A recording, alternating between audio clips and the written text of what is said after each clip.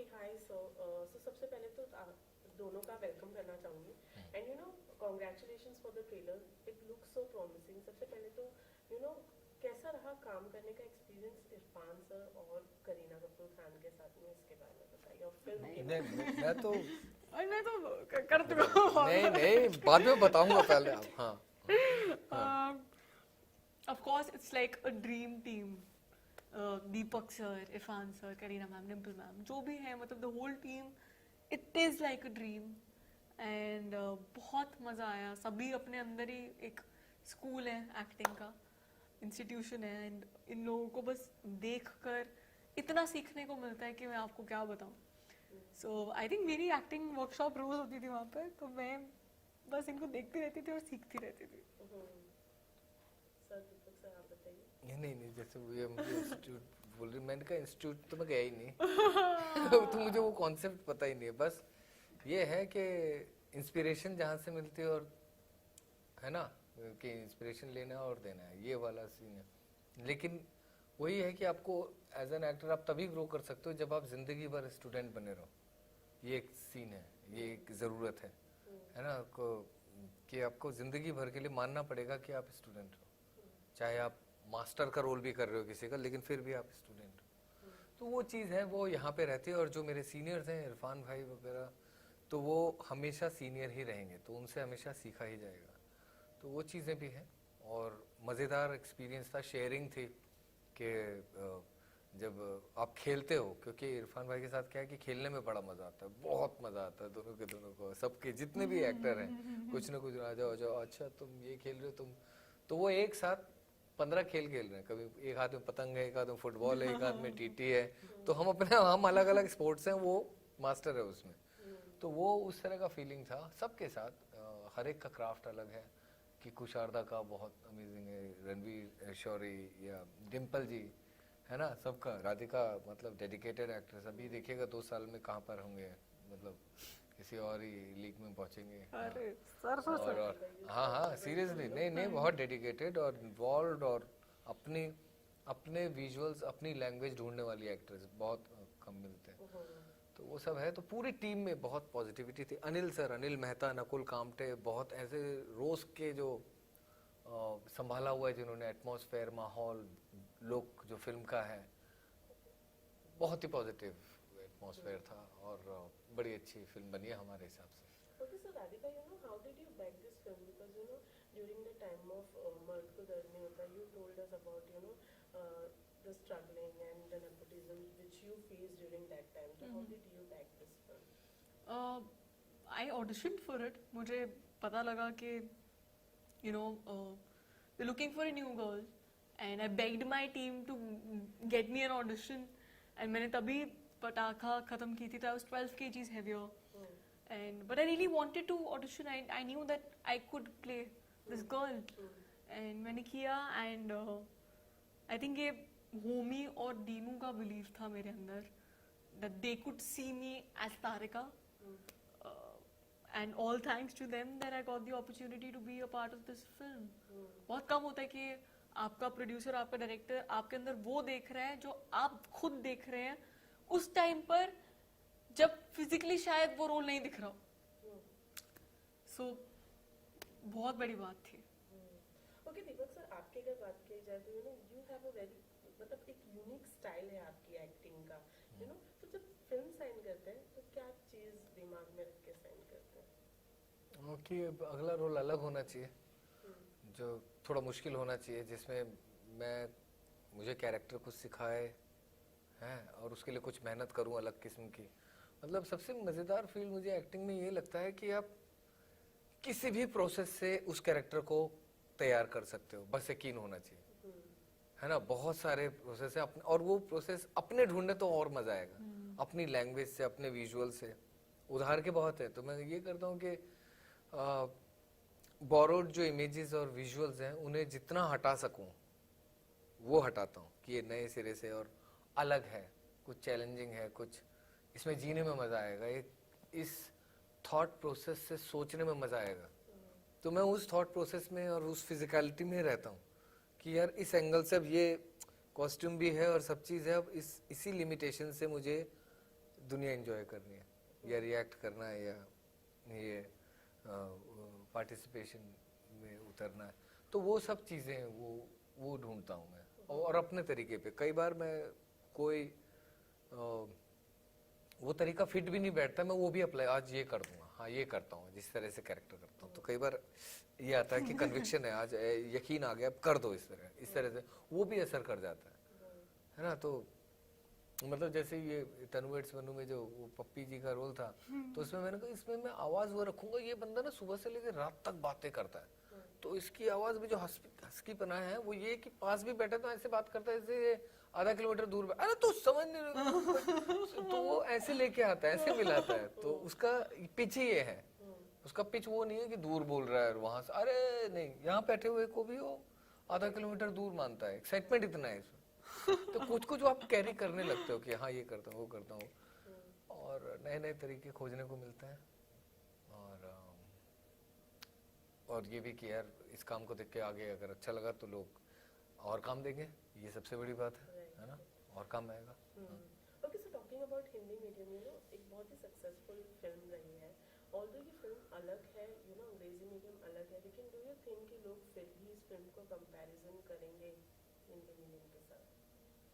मतलब हाँ, एक फ्रैंचाइज होती है तो आप यू टेंड टू कंपेयर, गलत नहीं है इसमें कुछ, तो कर ले, कुछ प्रॉब्लम है नहीं, क्योंकि लेकिन ये एक अलग ही स्टोरी है। सो कोई रेफरेंस पॉइंट नहीं है कि अरे ये तो वही कैरेक्टर है जो दिल्ली के चांदनी चौक से, वो रेफरेंस पॉइंट नहीं है।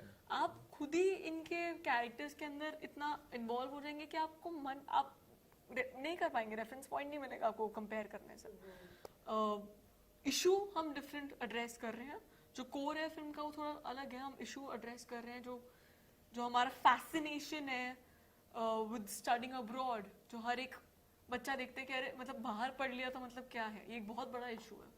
तो उस चीज़ को हम एड्रेस करें, जैसे उन्होंने शायद एक इशू को एड्रेस किया था हिंदी मीडियम के अंदर। सो कोर वही है but it's a different story. इसमें कल्चर और थोड़ा पैट्रियोटिज्म या रियलाइजेशन, ये कुछ और वर्ड्स भी हैं जो आपको कुछ एलिमेंट्स धीरे धीरे खोलेंगे और वो अलग है। तो दोनों का कनेक्ट जो है, सोसाइटी का इमोशनल कनेक्ट अपने परिवार के साथ एंड रियलाइजेशन, एंड वहीं पे आप जो देखते देखते ही आप रियलाइज करते हो कि क्या है रिश्तों को, जो सबसे ज़्यादा आपकी स्ट्रेंथ है हमारे देश की वो रिश्ते हैं, लेकिन जब कटुता आ जाती है तो वही वीकनेस बन जाती है आपकी। तो वही चीज़ जो ये रिश्तों पे आधारित फिल्म है ना, उसके ज़रिए समाज की जो कुछ प्रॉब्लम्स है उनकी तरफ इशारा है, कुछ एम्फेसिस है उनकी तरफ इशारा है कि इन्हीं रिश्तों में अब आप इन चीज़ों को लेके कैसे आगे बढ़ोगे, है ना, जिनसे आप रूबरू भी नहीं हो। तो बहुत अलग अलग किस्म के वैरायटी देखने को मिलेगी आपको, और प्लस जो जितने भी किरदार हैं फिल्म में सबका अंदाज़े बयां कुछ अलग है, हर एक का एक्सप्रेशन कुछ अलग है, कुछ न कुछ जो फिल्म में तड़के आते हैं वो देखिएगा, वो भी बहुत बढ़िया है। Okay, so Radhika, were you starstruck ever? Like, describe something about the moment when you were on first day on air, or you know, Kareena Kapoor के साथ में कैसा था? Were you somewhere or the other? अब मैं आपको मतलब as a person में जैसी हूँ, मुझे जब उस मोमेंट में चीज़ें हो रही होती है तब हिट नहीं करती हैं, काफ़ी टाइम बाद हिट करती है। जैसे पटाखा में भी बहुत टाइम बाद हिट किया था, जब मूवी खत्म हो गई थी कि अरे मैंने विशाल भारद्वाज के साथ काम कर लिया। तो इसमें भी यही है कि मुझे तब नहीं हिट किया, which is a good thing also, क्योंकि आप अपनी परफॉर्मेंस पे ध्यान देते हो और बाहर मतलब एक्सटर्नल चीज़ें या कितने बड़े स्टार्स के साथ में काम करें उस पर नहीं ध्यान देते, आप बस अटमोस्ट ऑनेस्टी के साथ अपनी परफॉर्मेंस पे ध्यान देते हो और सीन पे ध्यान देते हो। ट्रेलर देखने के बाद मुझे रियलाइज हुआ एंड आई वाज टीयरी आइड कि मैं अपना सपना जी रही हूँ यार, इसी के लिए तो काम कर रही हूँ, इन्हीं लोगों के लिए तो काम, मतलब इन्हीं लोगों के साथ काम करने का सपना था ना, लिस्ट में यही तो थे और अब कर लिया है। तो उस चीज़ में मैं बहुत इमोशनल हुई। जब हमारा गाना आया एक जिंदगी, तब मैं बहुत इमोशनल हुई, बहुत रोना आया देख के, एंड मेरे पेरेंट्स को भी बहुत रोना आया। सो बहुत स्पेशल मोमेंट था। Of course with Kareena I have been a fan of hers from the very beginning. बहुत हम्बलिंग एक्सपीरियंस होता है जब आप देखते हैं कि इतने बड़े स्टार्स इतने स्वीट होते हैं, इतने वार्म होते हैं आपके साथ, आपको रियलाइज़ नहीं करवाते कि वो कितने बड़े लोग हैं। वीर दीपक सर और इरफान सर और करीना और Dimple ma'am, anybody. So I think ये चीज़ मैंने एक सीखी है कि देर इज़ अ रीज़न वो स्टार बनते हैं, और रीज़न ये होता है कि वो असल लाइफ में कितने ग्राउंडेड है. दीपक सर, आप सीरियस फिल्म्स और दबंग 2 जैसी कमर्शियल फिल्म्स की अगर बात की जाए तो इन दोनों के बीच का जो बैलेंस है उसको कैसे मैनेज कर पाते हैं? बात यह है कि हर बार कोशिश तो ये रहती है कि जो आपने सीरियस काम किया है, जिसमें आप अपना क्राफ्ट दिखा सकते हैं, उसकी बारीकी दिखा सकते हैं, जब वो नहीं चलती कई बार क्योंकि उसकी एक लिमिटेड ऑडियंस है, तो बड़ा दुख होता है. फिर यार ये नहीं देखा, लोग आना चाहिए था, ये सब वो सब. पर जब फिर कमर्शियल टाइप का आता है कि तो पहले से ही पता है आपको कि श्योर हिट है ना, ये मामला, उसमें आप रोल देखते हो, चलो हिट है लेकिन मैं यहाँ पे परफॉर्मेंस करूँगा, ये बेस्ट स्पेस है अपनी परफॉर्मेंस दिखाने का, कमर्शियल वाला, तो मैं उसे वैसे भी देखता हूँ, है ना, क्योंकि वहाँ पे सलमान भाई की वजह से फिल्म वो करोड़ों लोगों तक पहुँच जाएगी, तो ये भी एक स्पेस मिला, ओके बेस्ट यहाँ पे करता हूँ कुछ. तो वहाँ भी वो दोनों एरिया मेरे लिए बेस्ट है परफॉर्मेंस के हिसाब से अगर आप देखें तो उसकी रीच ज़्यादा है और वहाँ आप करते हो तो अपने आप हो जाता है, प्लस उसमें पैसा भी ज़्यादा है, कमर्शियल में पैसा भी ज़्यादा है ना, तो वो आपका एक साल आराम से निकल जाता है जो भी है. तो ये भी एक चीज़ है कि सारी फिल्में आर्टी फिल्में कर करके महंगा शहर है यार, तो नहीं हो पाएगा, तो थोड़ा सा. लेकिन आपका एक क्या बैलेंस ये है कि मैं दोनों में परफॉर्मेंस अच्छी करूँगा, दैट्स इट, ये बैलेंस है मेरा, है ना. कि अगर वो देखें कि पिक्चर कैसे, कई बोलने वाले जो ज़्यादा ही क्रिटिकल होके हो जाते हैं कि कमर्शियल मत किया करो ऐसे, मैं क्यों नहीं किया करो यार, तुम फिर वो स्कॉलरशिप दिला दो कुछ वो पैसों वाली, ये वाला ये थोड़ी है ना, या तो कोई रॉयल्टी मिल रहा होता है या वो भी नहीं है, या नहीं है रॉयल्टी सिस्टम, तो आपको करना पड़ेगा. तो मैंने वो रखा है कि यार एंटरटेनमेंट चाहिए दोनों में, तो दोनों में आपको जान लगानी पड़ेगी, तो मैंने वो कर लिया. मेरा वो नहीं है कि ये अच्छा सिनेमा और वो अच्छा सिनेमा नहीं है, वो हर सिनेमा अच्छा है मेरे लिए, क्योंकि मैं हर सिनेमा में अच्छा करना चाहता हूँ. ये भी है, मैं फ्लेक्सिबिलिटी का ही पार्ट, वही वाला जो मैंने कहा. राधिका, फिल्म में आप लंदन जाने के लिए अपने डैड से जिद करती है, रियल लाइफ में किसी जिद को एकदम पकड़ के बैठी है अपने पेरेंट्स से? जी डेफिनेटली. मुझे ब्रॉडवे जाना था डांसिंग सीखने, तो डैड को मैं बोलती रहती थी कि ठीक है, वो कहते थे कि तू अच्छे से कॉलेज में चले जा, मैंने ठीक है मैं कॉलेज में एडमिशन ले लूँगी, उसके बाद आप मेरे को ड्रॉप आउट करा के मेरे को भेजोगे वहाँ पर, कि मैं आपके नाम के लिए कर लूँगी कि आप शो ऑफ कर लो अपने फ्रेंड्स में, फिर मैं जा रही हूँ ब्रॉडवे. तो ऐसी डील्स मैं करती रहती थी अपने डैड के साथ. And you know real life मेरे डैड ही हैं जो मुझे बॉम्बे लेके आए. मैंने उनको बस बोला था मेरे को ऑडिशन का कॉल आया, उन्होंने कुछ नहीं पूछा, उन्होंने बोला तेरा मन है. वो मम्मी से लड़के सबसे लड़के मुझे लेके आए बाहर. जब मैं अंदर ऑडिशन देती थी तो वो बाहर वेट करते थे, मेरे लिए खाना वाना लाते थे. He supported my dream, my every dream, चाहे वो एक डांसर बनने का हो, चाहे वो एक स्टार बनने का हो, एक ऐसी इंडस्ट्री में जहाँ पर कोई हमारा फैमिली बैकग्राउंड नहीं है, हम दिल्ली से हैं, और मैं आके बोलूँ कि अरे मुझे तो यहाँ का स्टार बनना है. He believed in my stupid dreams, no matter how crazy it was sounding at that point of time, or how stupid it was sounding at that point of time. So वो चीज़, of course, वो father daughter का जो एक connect है, relationship है, वो उससे मैं relate करती हूँ real life में. Okay, so recently, Irfan sir ने जब एक वीडियो शेयर किया जहाँ पे उन्होंने बोला कि he won't be available for promotions, which was very sad for us because we were seriously waiting for him to see. लेकिन अब क्या कैसी हेल्थ है उनकी? Are you in talks with him? कुछ बताना चाहेंगे हमें? और वो सेट पर कैसे थे आप लोगों के साथ? बहुत बढ़िया, बहुत ही इंथु के साथ थे, और बहुत ही आप सीन देखिए फिल्म में तो बहुत ही अच्छी इन्वॉल्वमेंट के साथ उन्होंने एक्ट किया है, बहुत प्यारा एक्ट किया है.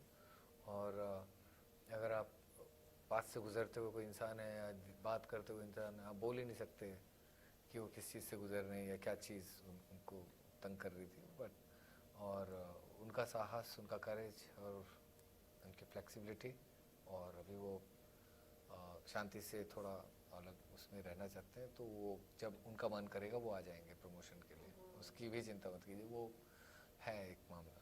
बट मिस करेंगे उनको ये प्रमोशंस के दौरान उनको? Of course, मतलब इतने हाँ, पिछली बार हमने बहुत हिंदी मीडियम बहुत किया था, मतलब जो भी है, हालांकि बैंड ही बज जाती थी, थक जाते थे दोनों भी. हाँ, क्योंकि एक साथ ही इतना सारा हो गया था, तो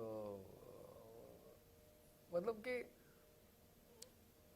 हम जैसे पर्सनली जब हम प्रमोशन करते हैं तो उसमें ये लगता है कि यार इतना तो हमने फिल्म करते समय नहीं सोचा था जितना आप लोग सवाल पूछ लेते हो इनकी। तो अच्छा, अरे बाप रे, इतना सोच लेते तो कैरेक्टर, ओ अगली बार ध्यान रखूंगा, ये भी होता है। तो कई बार मैं थोड़ा सा एग्रेसिव प्रमोशन के लिए मैं खुद वो नहीं करता, मेरे अंदर से कन्विक्शन नहीं आता उस चीज के लिए कि यार जितना किया ही नहीं उससे ज्यादा क्या बोलना, काश ये सब अपने आप हो जाता है ना, कुछ आज मीडिया वाले एकदम करके पहुंचा दिया, ये कुछ भी, बट है एक पार्ट है, जरूरत है, ये भी एक पार्ट है जो मुझे अब महसूस हो रहा है बहुत ज्यादा कि नहीं यार ये जरूरत है और आपको उसी अंतु से करना पड़ेगा। तो एक जिम्मेदारी को आपको लेना पड़ेगा अपने कंधों पे, मानना पड़ेगा कि एक जिम्मेदारी का पार्ट है प्रमोट करना अपनी फिल्म को, प्रोडक्ट को, और जरूरत है। तो अब वो आ रहा है धीरे धीरे, मैं सीख रहा हूँ ये भी चीज, ये नहीं आती थी। But इरफान सर की सोल है हमारे साथ, हाँ। मतलब he's just there, he's there in the spirits and yeah, that is it. जिक्र ही देख लीजिए कि इरफान भाई का जिक्र हर जगह है, don't worry. And you know film के अगर बैकग्राउंड की बात की जाए तो यू नो पेरेंट्स कैसे स्कैर्ड रहते हैं अपने बच्चों के एजुकेशन पर, इस चीज़ के बारे में बताया। रियल लाइफ में आपके मॉम डैड ने अपने ड्रीम्स को अचीव करने के लिए कौन से सिचुएशंस को फेस किया है, इसके बारे में थोड़ा सा बताना चाहिए। I think ये with me it was कि एक 17-18 साल की लड़की बोल रही है कि मैं दूसरे शहर में जा रही हूँ क्योंकि मुझे बस मन है, मुझे एक ना किसी एक्टिंग बैकग्राउंड के साथ ना किसी उसके साथ कि मेरे को स्टार बनना है। तो उस इतना अगर आप लेमैन को सुनाएंगे तो बोलेंगे कि I you crazy, I you stupid, आप पढ़ाई में अच्छी हैं, आप पढ़ाई कीजिए, आपने 4-5 साल डांस में ट्रेनिंग किया, आप जाके डांस में ट्रेनिंग कीजिए।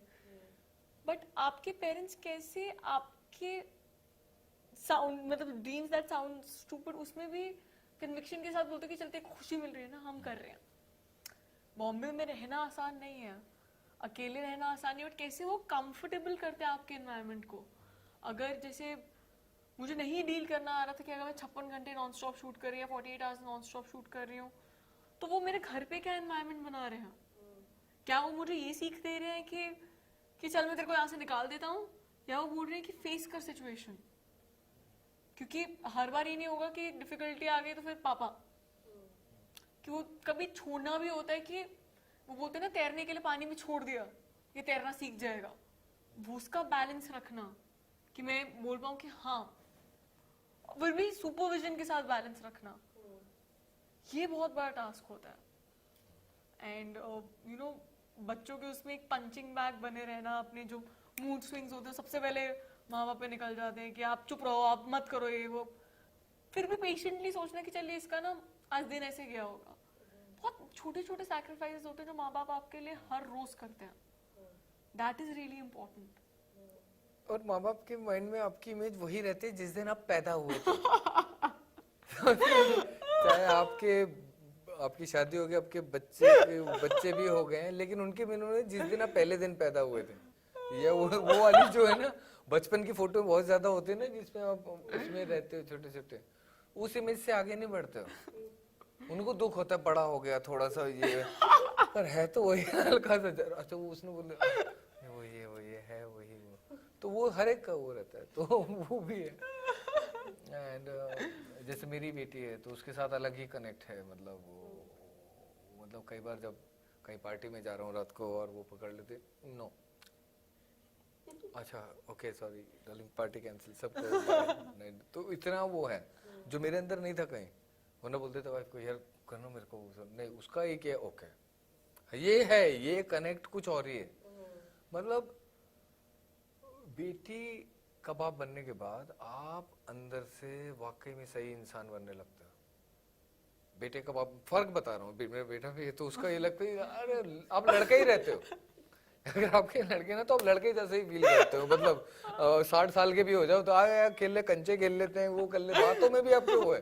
लड़की का बाप बनते नहीं यार, नहीं उसकी आंखें और उसका कनेक्शन नहीं बता देता है कि ये वो ही सोच रही है, अच्छा वो ले जाती है आपको क्या, हाँ इसमें तो लैंग्वेज है, इसमें तो फिलॉसफी है। तो ये है कसम से, और मेरे को तो आधा से आधा मेरे को इतना शांत कर दिया यहाँ पे, मुंबई के सारे क्राइसिस हटा देते हैं, बुला देते हैं, खिड़की पे बैठते हैं बस, आज क्या चल रहा है ये है वो, तो वो है उसके साथ अलग ही फिलॉसफी का कुछ पुराने जन्मों का कुछ कनेक्ट लगता है, ये है। So ending up with the कब देखने मिलने वाली है अंग्रेजी मीडियम में? 13 मार्च को आ रही है हमारी मूवी अंग्रेजी मीडियम। हम सब ने बहुत प्यार से बनाई है, बहुत होलसम फिल्म है। इसमें आपको, जैसे इरफान सर ने बोला था, ये मूवी आपको हंसाएगी भी, रुलाएगी भी और शायद फिर हंसाएगी। सो हर चीज़ का फ्लेवर है, हमने बहुत प्यार से बनाई है। तो प्लीज़ प्लीज़ प्लीज़ देखने जाइएगा। अपने परिवार को लाइए, दोस्तों को बुलाइए, स्कूल कॉलेज सब जगह। और बहुत अलग किस्म की हैं और इरफान भाई 1-1.5 साल बाद आ रहे हैं सिनेमा में, तो वेलकम कीजिए, ये हक है उनका और आपको ये करना पड़ेगा। प्लीज़ आइए। Thank you so much. Thank you. Talking to you. Thank you. Thank you.